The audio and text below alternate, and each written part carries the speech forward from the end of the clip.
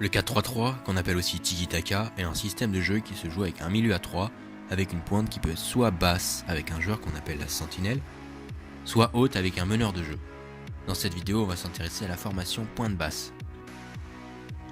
Ce système de jeu se base en grande partie sur des jeux en triangle. Voici les triangles possibles.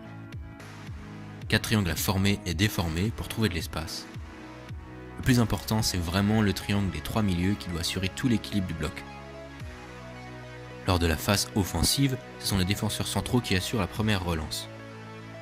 Il faut qu'ils soient patients, quitte à faire un peu tourner la balle entre eux, pour pouvoir jouer en avant, dans le bon tempo. Le plus souvent, ils peuvent donner la balle à la sentinelle. Si le 6 ne peut pas jouer face au jeu à cause du pressing effectué par les adversaires, il faut qu'il change de place avec un autre milieu de terrain pour faire tourner le milieu, pour permettre aux nouveaux joueurs en pointe basse de jouer face au jeu.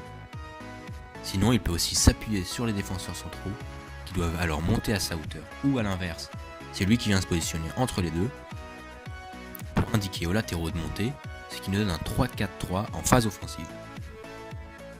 Dans cette disposition, les ailiers se recentrent et rentrent dans le cœur du jeu pour attirer au maximum les défenseurs et laisser de l'espace au latéral.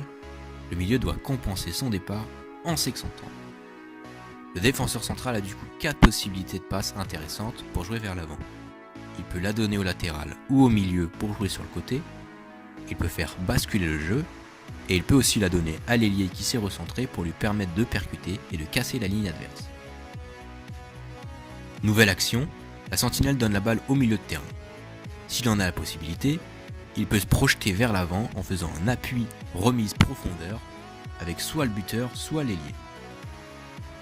Quand la balle est à cette hauteur, les joueurs doivent prendre des risques et jouer en moins de touches pour accélérer le jeu. Le but est de mettre en danger pour marquer.